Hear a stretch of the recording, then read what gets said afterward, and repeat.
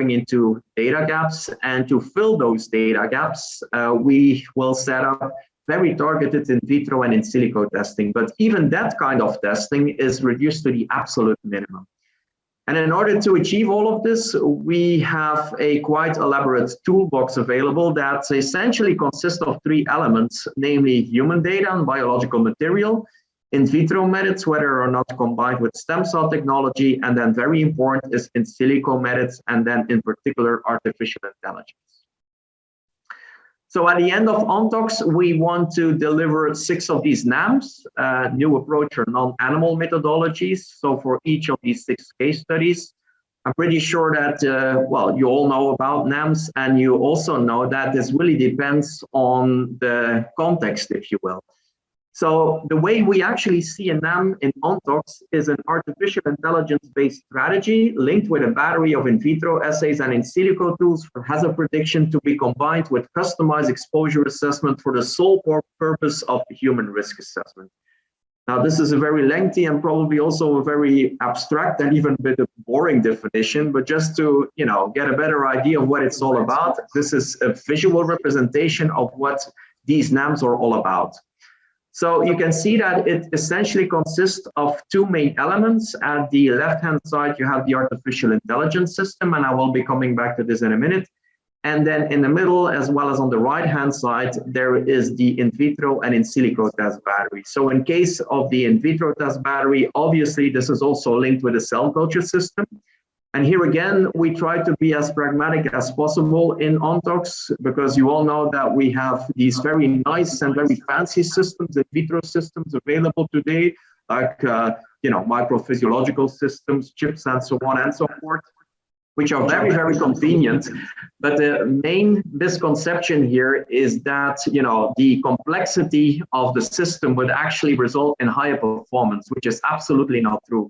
So we try to reduce the complexity of the in vitro systems that we use, really fit for the purpose of ONTOX. And you would be surprised with, you know, what kind of simple systems that we work. So 3D, but also 2D systems, but that really are designed or that are, you know, sufficiently performing for yielding the data that we are interested in.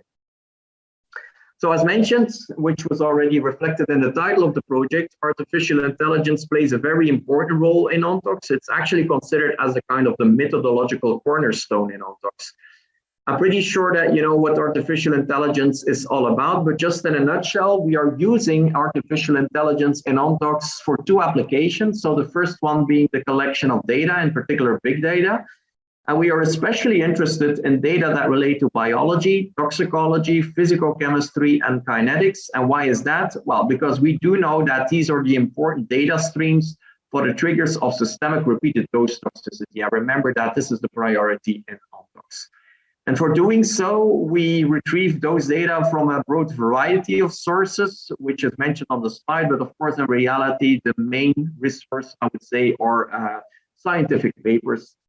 And of course, also being a European project, we have to comply. We want to also comply with European principles in terms of transparency, and that's why we fully implement the FAIR principles.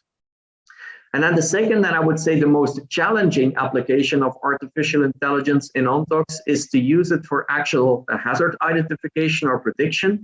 So what we want to do there is to create a kind of a signature, if you will, of toxicological effects. And here, remember again that for proof of concept purposes, we focus on these 6 case studies. So we focus on these 6 toxicological effects. And the method that we use here, without going into the details, is a kind of machine learning. So RASER, read-across structure-activity relationship, which has been introduced by Thomas Hartung, who is, by the way, also the work package leader in ONTOX for everything that relates to artificial intelligence. So as explained, ONTOX is very pragmatic in the sense that we try to leverage what is already out there in terms of data. And in order to do so in a structured and in a well-organized way, we use 3 of these collection tools, if you will, which is shown to you here on this slide. So the first thing that we use, or the first tool, if you will, that we use are physiological maps. So this is mechanistically sketching of the normal physiological function that actually underlies the toxicity. So to give you an example, one of the adversities, as you remember from one of the first slides, is cholestasis, which is accumulation of bile acids. So that's an adversity. Well, in order to fully grasp, the adverse situation, you need to have very good insight mechanistically of the normal physiological situation. So in this case, that would be bile acid homeostasis. And this may sound trivial, but this is a step that is very, very frequently ignored by other kind of initiatives. So you really have to go back to the basics in terms of biology in order to pick up the actual mechanisms. And indeed, this then serves as a conceptual basis for the second tool in this data stream, if you will, namely the QAOP network. So the quantitative adverse outcome pathway network. And of course, like physiological maps, they also feed from mechanisms, but equally from clinical information, so toxicological information, as well as from kinetic information, which is exactly what you need if you want to quantify an AOP. And then the third, I would say the most important collection tool that we use here is the ontology, which is also reflected in the name of the project, so ONTOX. And in essence, this comes down to a QAOP network, but with that difference that you also take into account the physicochemical properties of the chemicals that induce that kind of AOP. And just to give you a flavor of what we are doing and to give you an idea of these three tools, if you will. So this is one of the physiological maps that we very recently have generated in ONTOX that relates to vitamin D production in the kidney, because you remember that this is also one of the target organs. So this has been designed by means of cell designers and also feeds from a lot of data that we actually found in literature. So it's a fully mechanistic kind of map, if you will. And this is then an example of an AOP network. It is mentioned there, QAOP network, but it is being quantified as we speak. So we just finished the new updated version of one of these AOPs. In this particular case, as you can see on this slide, cholestasis, so the accumulation of bile acids. Unfortunately, I don't have time to go through it in the details, but one of the, I would say, novelties that we introduced here compared to other AOPs is that in addition to the adversity as such, which is shown to you here in the purple block, the purple box, so below, we also take into consideration homeostatic adaptive responses, which is the upper box, which is shown to you in yellow. And then the last, if not the most important tool that we implement in order to collect and to structure the data is an ontology. And as already mentioned before, this in practice comes down to exactly the same kind of tool as the QAOP network, with that difference that it takes into consideration the physical chemical properties of the chemicals that induce the AOP. So both the key events, but also the molecular initiating event. And of course, being a QAOP network as such, it also keeps on giving you information on the key event relationship. So the other part of ONTOX, and I will be giving you an example further on, is based on setting up and especially using this in vitro and in silico test battery. So how do we do this? Well, the first thing that we rely upon are these physiological maps. So as already exemplified in the case of cholestasis. So we have a look to the, let's say, mechanisms underlie the normal physiological function. So in this case, that would be bile secretion. So then the second bullet point, we have a look by means of QAOP networks into the mechanisms that underlie the adversity. This will give you then the insight into the key events that are of importance. And this then, in the third bullet point, will allow you to make a very, very well rationalized selection of, in vitro or in silico tools. So each of them that pick up and or allow to monitor one of the key events. And we gather them into a series of what we call a battery of in vitro and in silico tests. So this battery of in vitro and in silico tests is fully mechanistically anchored in the ontologies and thus also in the QAOP networks. And we develop such a battery for each of the 6 case studies. And this shows you why it is important. So remember that we spend a lot of time on setting up this QAOP network. Actually, the one that you see here is a bit of the modified form of the cholestasis QAOP network that I showed you a couple of slides ago. But just to illustrate to you so that it really serves as a conceptual basis for selecting and setting up the in vitro and in silico test batteries.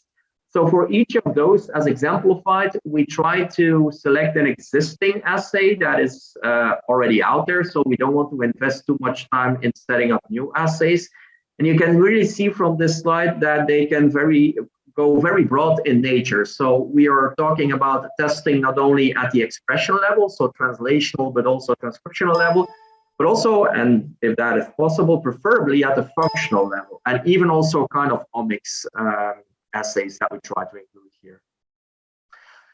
So just to give you an idea of the, let's say, the overall workflow of ONTOX, it's a stepwise project. So we just finished step 1, tier 1. So that is data collection for building up the different ontologies. And that is actually this weird structure that you can see there between tier 1 and tier 2.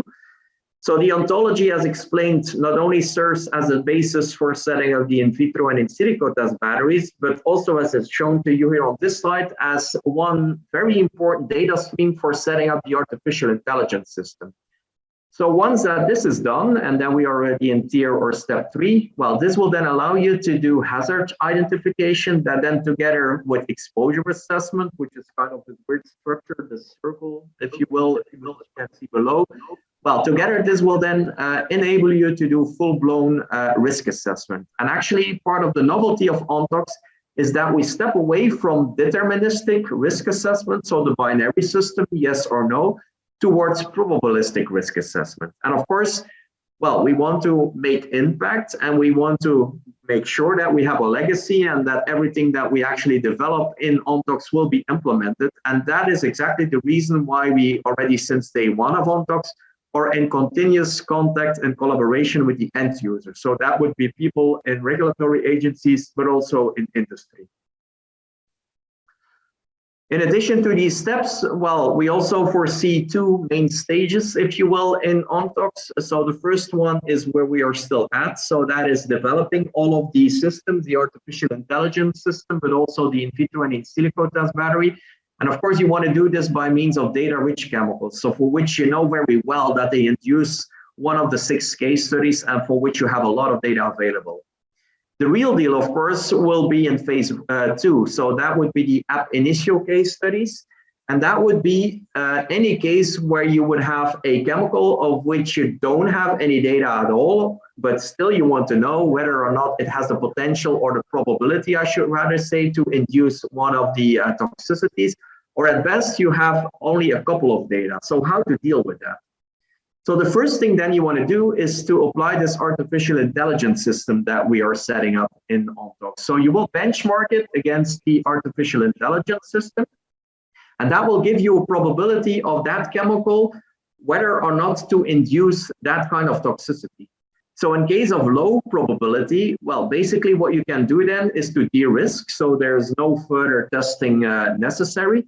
However, in the case of a mid or even a high risk, well, this will necessitate the next step of testing. And that would be the testing that you would do by means of this in vitro and in silico test battery that was developed.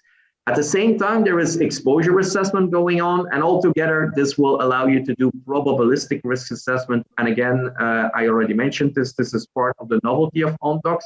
If you were to be interested in probabilistic risk assessment, we are about to publish a paper on this. Again, because of time restrictions, I cannot go into the details of this. Now, we are a pretty big project. Just some practical information. It is built up by 14 work packages. All of the practical, the research work is being performed in the first 9 work packages, which you can see in the middle. So the red and the blue work packages. So the idea is that these 6 case studies run in parallel in these red work packages, if you will. So 7, 8, and 9. First, in parallel through the different levels of the ontology. So this is where you gather all of the information, which is then in work package 5 being combined. And this is also where all of the ontology and the artificial intelligence magic happens. And then, of course, the most important thing I would say is to use this to do full-blown risk assessment and to implement this. So this is work package 6. And of course, all of this is being framed by the green work packages, which deal with the non-research issues or a task, but nevertheless also very important, like data management, dissemination, exploitation, communication, and coordination. Again, some information for you. We started off with 18 partners in ONTOX. Now we are 19 from 9 different countries. Most of them are based in Europe, as you can see from the right-hand side, but we also do have 2 partners in the US. We are more than 100 researchers already in Ontox. Most of us have an academic affiliation, but we also have some SMEs, some large companies, Bayer, and a public health institution.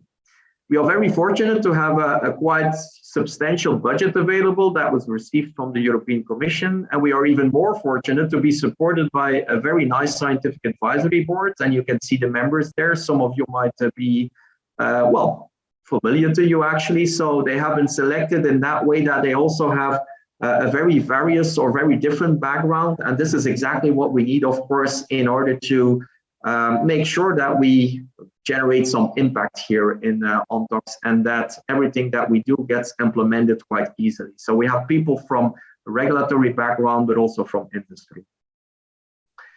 And just to end up, so we are not doing this job alone. Actually, we team up with 2 other projects that got granted in the very same call that was published by the European Commission. So the other 2 projects, as you can see from this slide, are Risk Hunter, which is coordinated by Bob van der Water, which, as you might know, is essentially the follow-up of the UTOX risk project, of which some of you might be familiar with. And then the other project is Precision Tox, which is coordinated by John Colborne from the University of Birmingham in the UK. So we do form this cluster. So with the 3 projects, we form this cluster, which is called ASPIS. And actually, ASPIS is the Greek name for shield, so to protect us against chemicals. And of course, we like acronyms, and that's why ASPIS is an acronym for Animal-Free Safety Assessment of Chemicals Project Cluster for Implementation of Novel Strategies. It's a pretty big cluster, so we are talking about 70 partners from 17 countries with a total budget of 60 million euros. So for those among you that are involved or have been involved in European projects, you know that there is a lot of administration, that there are a lot of different entities that are getting involved. So that not only holds true at the project level, so in our case at Ontox level, but also at the cluster level. And this gives you a bit of an idea, but I can tell you that in reality, unfortunately, it's even more complicated than this. But it actually shows you by how many boards we are being supported. So for example, there is the ASPIS Regulatory Forum, which is coordinated or which is being led by the Joint Research Center of the European Commission. So this is where we discuss all of the regulatory aspects. But then in particular, also we have an international scientific regulatory advisory board. And as you can see here, it's not only populated by people from Europe, but also from people by the US, from the US. And then also very important, especially if you want to maximize the impact and also the visibility, is to collaborate with other relevant initiatives. And I'm pretty sure that all of you are aware of PARC, which got started also this year in Europe. But of course, we also very open to collaborate with other initiatives, especially at the other side of the ocean. So if there were to be any opportunity to collaborate with you guys, we would be more than happy to do so. And this is my last slide. So if you were to be interested in Ontox, and I really hope you do, then I can only invite you to have a look at our website. In particular, I would like to ask you if you were to be interested to subscribe to our newsletter. In that way, you will be always automatically being kept informed about the recent developments in Ontox. And as some of you already might have seen, we are also pretty active on social media. And with this, I would like to thank you very much for your attention, and sorry for any technical issues here.